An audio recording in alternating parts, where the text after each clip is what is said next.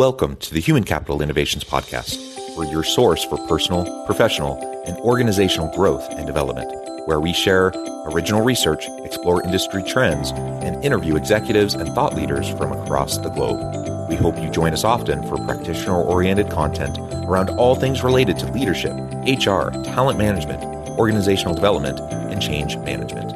Maximize your personal and organizational potential with Human Capital Innovations Podcast.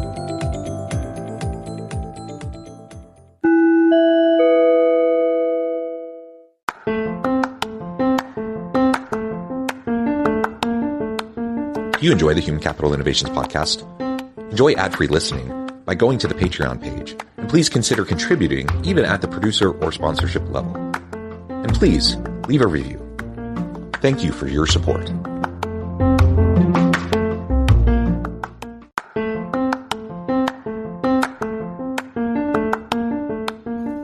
Welcome to the Human Capital Innovations Podcast. In this HCI Podcast episode, I talk with Yionoulis about why consistency matters to customers and employees.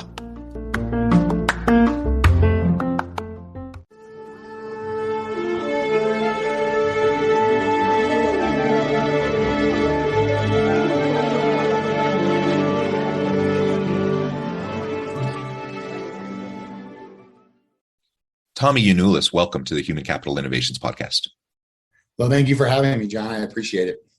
It is a pleasure to be with you. You're joining us from Colorado, south of Denver. I'm south of Salt Lake City in Utah. And today we're going to be talking about why consistency matters to customers and employees. And we'll be talking about other related issues connected with that, of course, as well. As we get started, I wanted to share Tommy's bio with everybody. Yionoulis has been in the restaurant industry for nearly his entire adult life. He has a BSBA from the University of Denver's Hotel Restaurant School, in addition to an MBA. This former stand-up comic turned SaaS founder has extensive experience helping businesses become more efficient and profitable through process accountability and data. He's currently the managing director at Ops Analytica, an operations analytic platform that focuses on managing and measuring daily team activities for large multi-unit businesses. He believes that the next big technology and technological disruptor event for many businesses is going to be implementing operations management software to shape the future of work and beat our competitors through better, more consistent daily operations. I think that is fantastic. Tommy, it's a pleasure to be with you. Anything else you would like to share with me or my audience by way of your background or personal context before we dive on in? Nah, you nailed it. Okay, cool. So let's talk a little bit then about framing out this idea around consistency for customers and employees. We hear a lot about employee experience. We hear a lot about customer experience. We hear a lot about employee commitment and loyalty, brand loyalty from customers, etc. How does consistency play into that? And why is consistency so important for customers and employees? Well, let's start with I think the easier one, which would be the customer section, right? Consistency is the delivery of the brand promise at every location, right? You do all this marketing to get everybody to understand what your brand is and what your brand is and what you can expect from the brand, right? And so that's what you're trying to do for your customers. That's a brand is just consistent execution across a lot of locations. And so when you don't have consistency for the customer, it stresses them out and they get irritated because they're not getting what you promised them they were going to get, right? If I'm Taco Bell and I'm like, you're going to get the crunchiest tacos ever, and then I go to certain Taco Bells and my tacos are soggy, then I am, by definition, not getting what you promised me, right? And so then my customer satisfaction goes down. And as my customer satisfaction goes down, the lagging indicators of that are then the store's sales and profits go down, right? So consistency from the customer's perspective is all about, are you delivering what you promised me you're going to deliver? Because I'm trading my money for your crunchy tacos and I want my crunchy tacos. On the employee side, it's interesting because there's always like all this culture training going on, especially in the restaurant industry. It's always about culture and trying to get the employees to buy into the culture. And I've always I kind of got burned on that, where I was working at PF Chang's for a while, and we had such a great culture on paper, but then at individual stores, it was really poorly implemented, right? So, and we would spend quite a bit of time in the training. I was a trainer for them at one point of talking about our culture and why we were different. And I've since that period of time, I've always said you should do less on culture training and just try to live the culture. And that's the best way to kind of get it over the hump to people in the business, right? Or culture training should be done at a shift meeting, not necessarily on an onboarding, right? You can talk about it a little bit, but don't waste a bunch of time on it. But for employees, what they want is stability in their job, right? People want to know what to expect when they come to work. And they do, because especially and I'm just going back to the restaurant industry. And the restaurant industry, these aren't a lot of times aren't lifelong employees. They are just coming in to get a check. They got something else going on. They're in school. They're doing stand-up comedy. This is a part-time thing for them. So for them, they want to just have a nice, consistent experience. And they want it to be as least amount of managerial or business stress applied, because the stress is coming from trying to wait tables during the rush, right? That's the stressor. So we have an obligation, if we're managing in that kind of environment, to keep our stress, our business stress, off the shoulders of those guys. So I think in both cases, on the customer sense, it's about delivering the brand promise. And on the employee sense, it's about trying to lower turnover, really, by keeping it very chill and being a good place to work. Yeah, I like that. And I like your approach to culture. I'm a big culture guy. I think culture is really important. It's a foundation upon which everything else happens within the organization. But you're absolutely right. So often organizations will spend a lot of money. They'll bring in a consultant. They'll do a lot of kind of employer branding stuff. They'll make it all look shiny, have the posters on the wall, have a nice statement and values on the website. They'll say all the right things to give the facade of a really great culture, yet the lived reality of the average employee is that it's not actually that great. And actually that makes it worse, because when you see all of this talk around it, but no one's walking the walk, no one's actually doing what they say they're supposed to be doing, or doing what they say they value or what's important to them, that just makes people more cynical. That erodes trust rather than building trust. And ultimately it increases things like turnover, burnout, frustration, etc. And it gives the employee an excuse to be bad. Because what happens is they go, well, you said you were going to treat us all good, and look, you treat us like garbage. So why should I go the extra mile and try to wow this guest? Or why should I do a good job on my side work? Or why should I try to be a great employee? Because you lied to me. And that hypocrisy, that's what kills that location, is that hypocrisy. And, that part can be fixed by not just hiring the first warm body that comes in to apply for the job, but actually, even in times of stress where you don't have the right GM or you don't have the right managers, to actually take the time to find the right person, versus just going, hey, get around that corner and go into the machine gun fire, right? Because that's what kills the location. And each one of these locations, it's very interesting when you talk about these large multi-location businesses. Each one of them is their own model in capitalism, right? And I also kind of look at the states are like that too. You have the liberal states that have high taxes.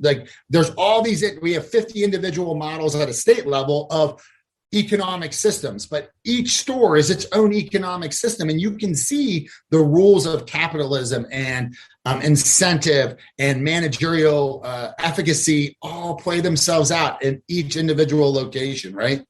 But yeah, that culture stuff, you got to be very careful, because if you make a big deal about your culture and then you don't live it, that it's going to be bad news. Yeah. So let me reiterate too. I think it's really important to have these culture conversations. I believe it's really important to have that good mission and value statement on your website and integrated into the various documents and mechanisms of the organization. I do believe all of that's important, but it starts with the daily lived experience of the employees. Yep. And when that is inconsistent, that's a problem. And so start with just treat your people well, treat them with dignity and respect.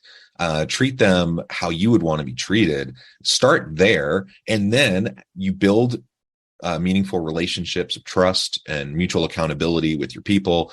And from there, you can start to have these conversations and to kind of systematize the culture. That is where I find success with culture change within organizations. If you just give lip service to it, it almost never works because it doesn't filter down to the line level for the people who are actually doing the work, interfacing with the customers day to day.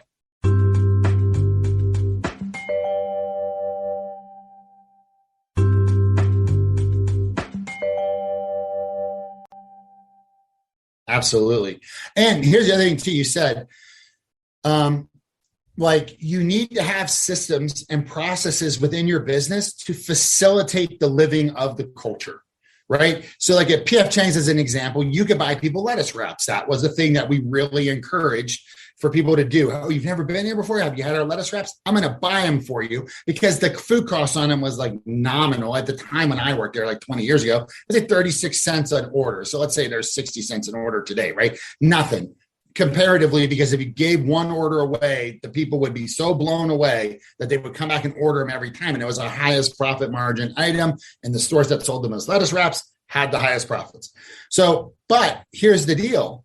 A lot of people talk about that. Oh, you buy lettuce wraps. But if you don't have a process in place where the employee can go up and go, hey, I want to buy that table of lettuce wraps, and the manager doesn't go, absolutely, get them for them and I'll comp it off, then that's another way you can erode the culture. Like you have to have the systems in place, the processes. You have to give people the permission to live the culture that you're trying to create.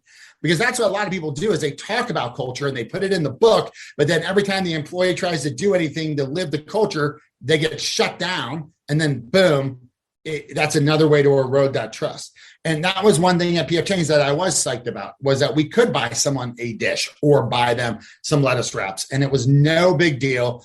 And so that allowed us to live it better. Yeah, and I suspect that many listening have experienced that. I know I have, where they say one thing, I'm like, okay, I'm excited about this. I'm excited about this mission. Fix this problem. Yeah, I'm excited about this mission, this culture. I'm going to go all in. And then I try to do things that are consistent with that culture. And then I get shot down. I'm like beating my head against the wall. Right. And when that happens, you might try for a while, but eventually you get to the point where you're just like, screw it. Like it's not worth my time and energy to try to do something that I just know that not only am I going to get shot down, but sometimes it can actually negatively impact me in addition to that. Like I'm viewed in some negative way because I'm trying to do something that would, help the customers, and my boss sees that negatively somehow. And so, yeah, absolutely. When we don't have the mechanisms in place, we say we want something, people then try to do it, and then they just get shot down over and over again, even if it's because you say, well, it's policy, blah, blah, blah.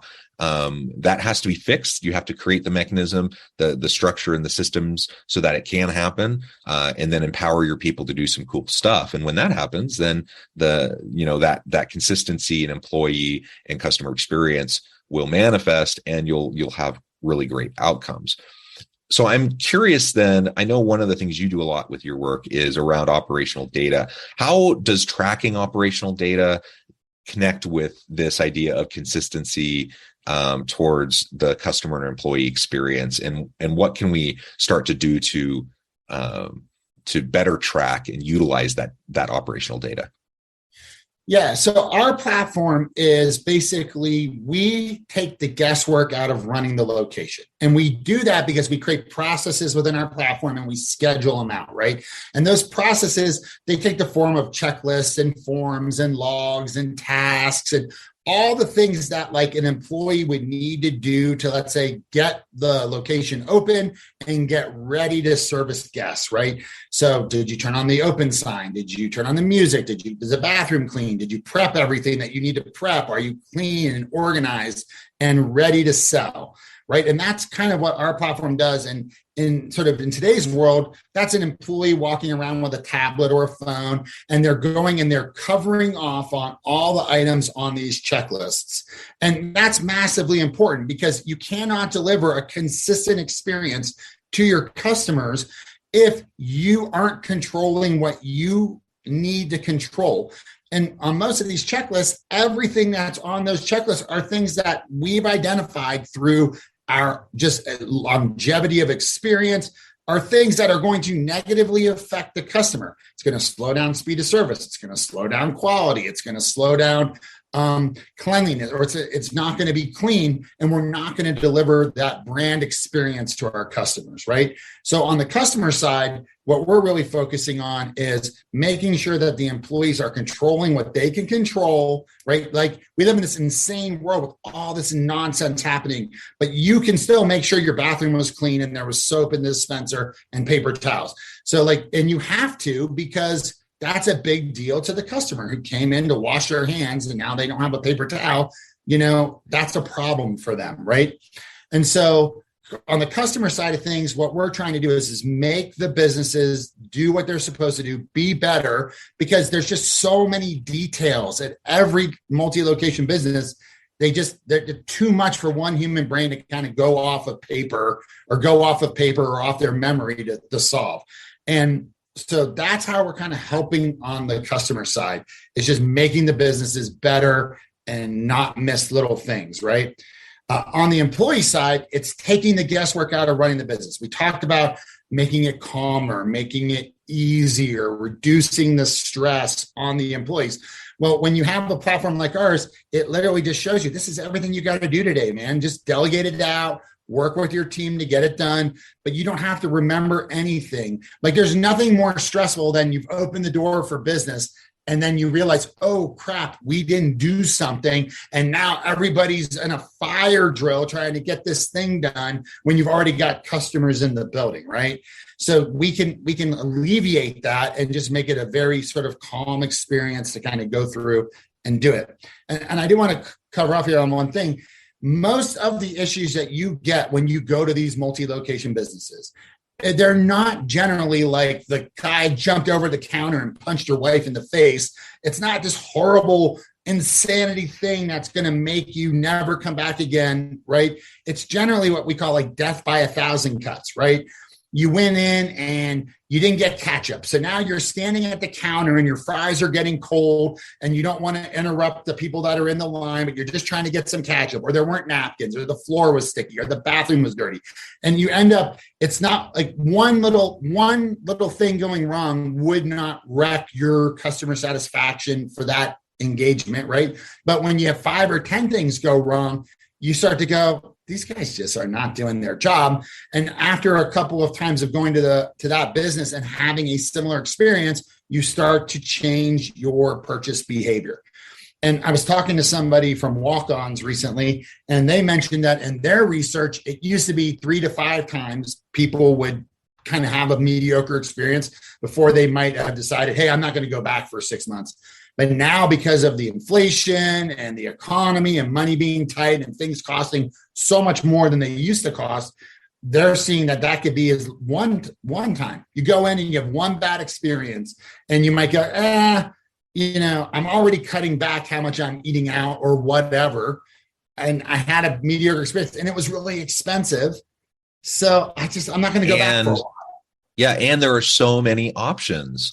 Yes. And because of all the delivery services that were kind of there before the pandemic, but now they're ubiquitous. I mean, now you literally have any option. Like, you can get just about anything you want delivered to you, or you can go to different places or whatever. So yeah, people just aren't willing to put up with it. And I think the same thing applies to that employee experience. It's death by 1,000 cuts. I don't think most leaders wake up in the morning thinking, how am I going to exploit and screw over my people today? Right. You know, they want to do right by their people. They want to have a good organization. They want to have a good culture, but it's just a bunch of little things. It's usually not the huge, big things. I mean, those happen, but it's usually the little things. And one little thing is not a big deal. 2 or 3 aren't a big deal. But when you have 5, 10 of these a day, multiple days in a row for weeks on end, months on end, you start to just look around. You're like, hey, it's a tight labor market. I have skills. I am in demand. And then that's where people start to think about moving on, and turnover happens, or withdrawal cognitions or whatever. And now you're just not getting your best out of your people, or you're losing your best people. And it usually comes back to just these inconsistent ways that you're handling things. things and these small little problems that over time just build up and people just get fed up with it. And they're not willing to put up with it because they know they have options.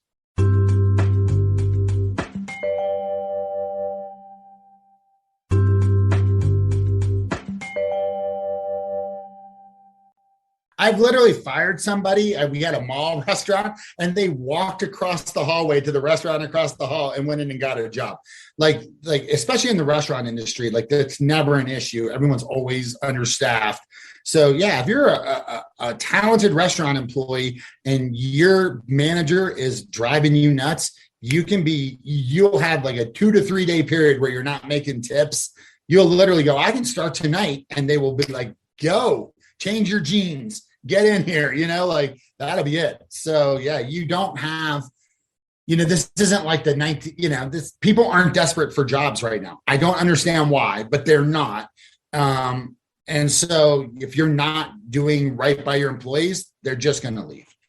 And I think one thing that I've learned more and more from having done this business, and we're in our 8th year now, is the importance of having great general managers in your locations, because culture is lived at the location level. It's experienced on a daily shift basis, and finding good GMs to manage these stores is just, if you get a good GM, you got to pay that guy you keep that person because they can make or break a location. And you see it all the time. You had a great GM, they get promoted, the assistant comes in, and within 3 weeks, every employee is quit.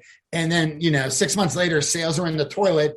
And it only takes 6 months to ruin sales for 3 years, right? Because what's happening is that people are having bad experience. They come a couple times. And then when it starts to show up in your sales number, they've already had so many bad experiences that they're not going to try you again for years, right? So you can take a store that was here and get them here in 6 months, and it'll take years to get back to where they were before just because of a managerial change, Yeah.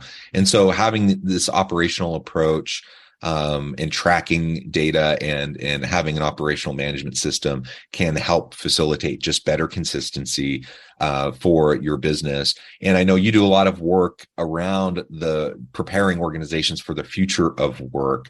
Maybe we can just finish off the conversation today talking a little bit more about how these operational management systems will help lead us into the future of work and help prepare us to add value and be competitive in a highly competitive, interconnected global marketplace.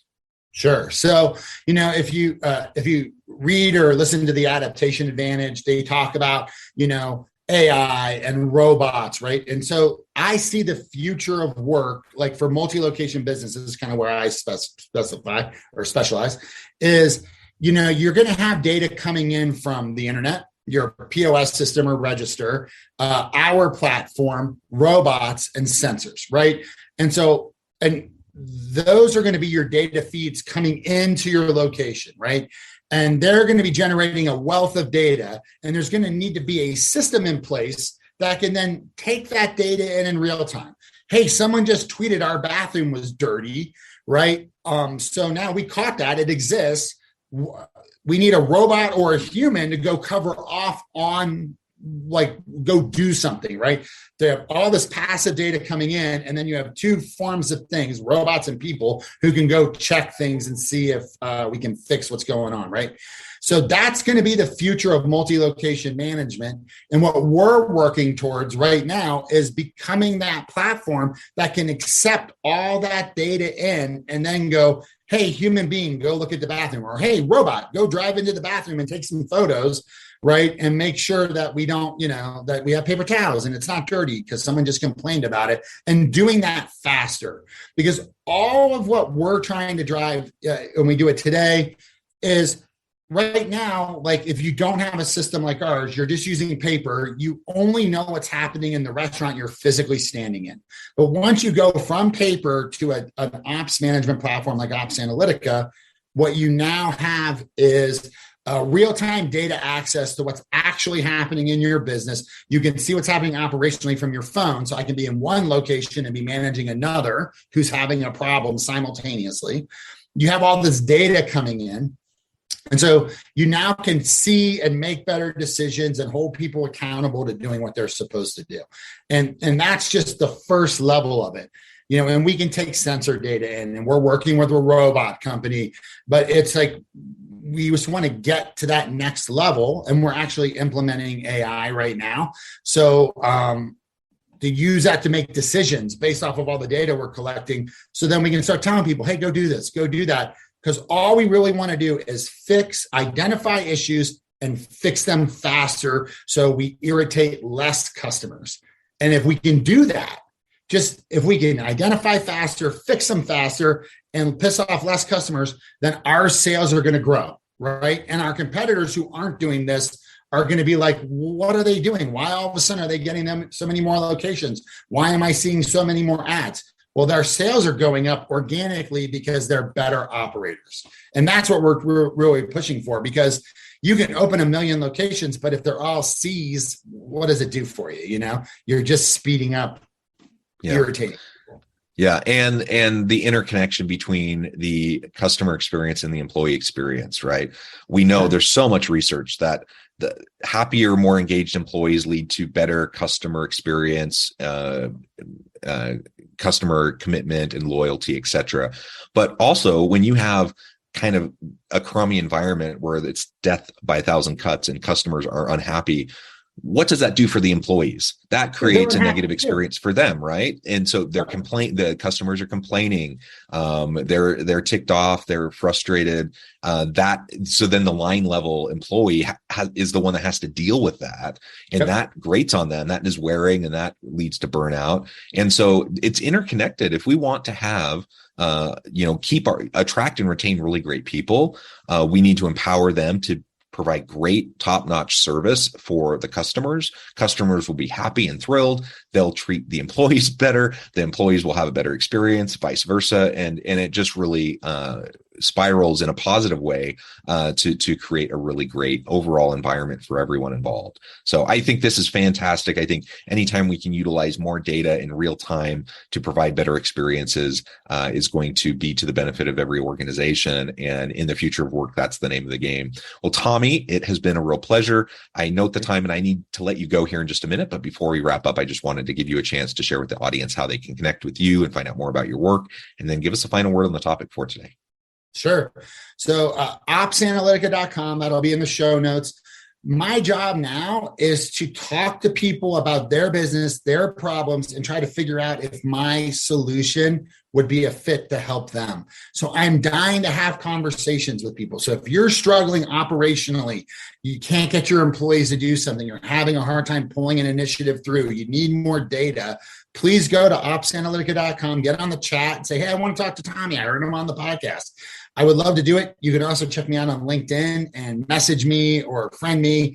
I'd love to talk to anybody, because that's what's really driving me right now, is understanding how we can help out people in other verticals besides the restaurant space, because I know we can. And I look forward to meeting you. And so please reach out. I'm dying to talk to you. To wrap it up, the next big technological revolution in multi-location businesses is going to be going from paper-based systems, that's my biggest competitor, to operations management systems, and start utilizing data and holding people accountable. Because when you do that, like I said, when you can identify issues faster, you can solve them through process faster, and you end up irritating less customers, your business is going to organically grow, and you can start pushing your competitors around the playing field. More advertisement, better locations, better franchisees, better, more consistent growth. So this is the next thing. We've all got delivery. We've all got a POS system. We've all got an app. We now need to go back to basics and focus on how can we be the best that we can consistently in every location. Wonderful. Well said, Tommy. It has been a real pleasure. I encourage the audience to reach out, get connected, find out more about what Tommy can do for you. And as always, I hope everyone can stay healthy and safe, that you can find meaning and purpose at work each and every day. And I hope you all have a great week. Do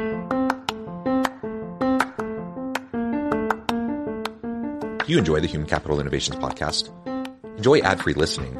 by going to the Patreon page, and please consider contributing even at the producer or sponsorship level. And please leave a review. Thank you for your support.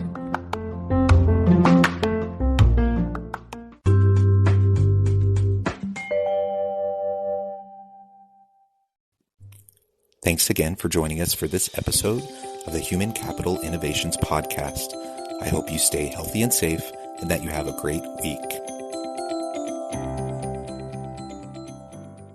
For Digitas, this is HPE Radio at ID 1HPE03500000, spot title HPE Episode 2 English Radio, 15 seconds long, mixed at Harbor on October 11th, 2023. So, how do we get AI right? Well, we need the right volume of data and massive compute power. But with HPE GreenLake, we get access to supercomputing to power AI at the scale we need. Search HPE GreenLake.